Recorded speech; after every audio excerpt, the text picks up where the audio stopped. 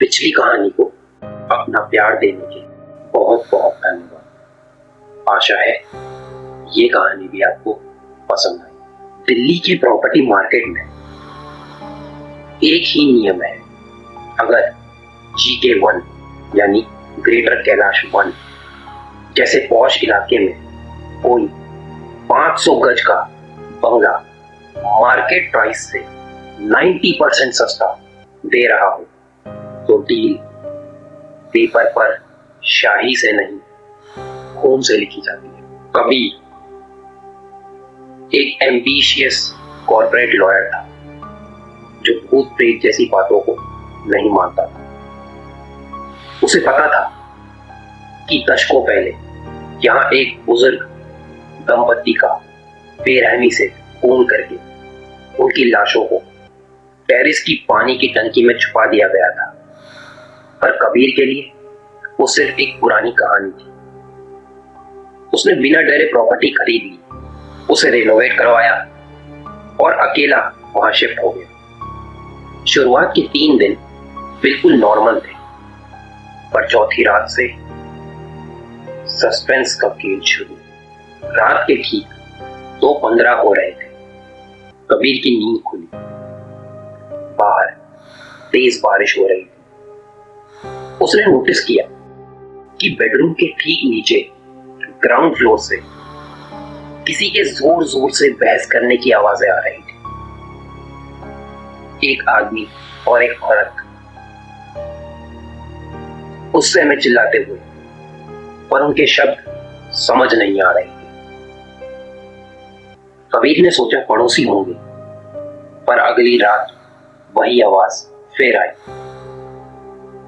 इस बार आवाज पड़ोस से नहीं, सीधा उसके हॉल के फर्नीचर के घसीटने की आवाजें आ रही थी। जैसे कोई भारी सोफा और अलमारियां यहां वहां खींच रहा हो। कबीर गुस्से में नीचे गया, स्विच ऑन किया तो सब कुछ बिल्कुल शांत था। सोफा अपनी जगह पर था, पर जैसे ही उसने लाइट बंद की, उसके कान के बिल्कुल पास एक बूढ़ी औरत की सिसक सिसक कर रोने की आवाज आई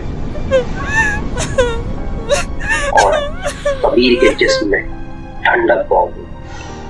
5वीं रात को सस्पेंस ने डर का रूप ले लिया था। कबीर रात को पानी पीने उठा। घर का तापमान अचानक बर्फ की तरह ठंडा हो चुका था। जब उसने किचन का नल खोला तो पानी का रंग हल्का लाल भूरा था और उसमें से एक ऐसी बदबू आई जैसे कोई पुरानी लाश सड़ रही। घबराकर जैसे ही कबीर किचन से निकला, दीवार पर लगा बड़ा सा शीशा उस पर उसकी नजर पड़ी। शीशे में उसने अपना चेहरा नहीं देखा। उसमें दिख रहा था कि किचन के कोने में 2 धुंधली पुरानी परछाइयां खड़ी, एक बुजुर्ग आदमी और एक बुजुर्ग औरत। उनकी आंखें नहीं, सिर्फ काले कट्टे थे। बुजुर्गों ने शीशे के अंदर से ही अपनी कांपती उंगलियों से ऊपर छत की तरफ इशारा करा। कबीर का डर अब पागलपन में बदल चुका था। उसे लगा कि कोई उसे मारना चाहता है या बस शायद उसके दिमाग का कोई खेल है। लेकिन फिर भी वो हाँफते हुए ऊपर टेरेस पर भागा। छत के कोने पर वही पुरानी काली पानी की टंकी थी जिसे रिनोवेशन के वक्त हटाने से मना कर दिया गया था। टंकी का ढक्कन खुला था और उसमें से वही सड़ी हुई बदबू आ रही।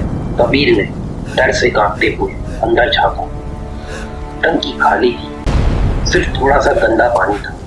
पर जैसे ही उसने पानी के रिफ्लेक्शन में देखा, उसकी रूह कांप गई। रिफ्लेक्शन में उसे अपना चेहरा नहीं दिखा, उसमें दिखा उसका खुद का जिस्म जो पानी के अंदर गले से कटा हुआ सड़ी हुई हालत में तैर रहा था।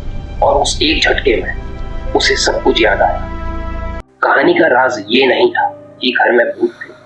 राज ये था कि कबीर कभी जिंदा इस घर में शिफ्ट हुआ ही नहीं था। 1 महीने पहले जब कबीर इस घर की डील फाइनल करने अकेला आया था तो प्रॉपर्टी माफियाओं ने उसे सस्ती प्रॉपर्टी का लालच दिया, उसका कत्ल किया और उसकी लाश उसी छत की टंकी में फेंक दी। तब से कबीर की रूह एक भ्रम में जी रही थी, जहां उसे लगा कि वो जिंदा है और अपने ही नए घर में आ चुका है। जैसे ही सच सामने आया, भूत गायब हो गए थे। कबीर को अचानक अपने गले पर चाकू का बेहिसाब दर्द महसूस हुआ। उसका भ्रम टूटा। छत पर अब कोई नहीं था, सिर्फ तेज बारिश थी और कबीर की रूह जो हमेशा के लिए उस अंधेरे खंडर में कैद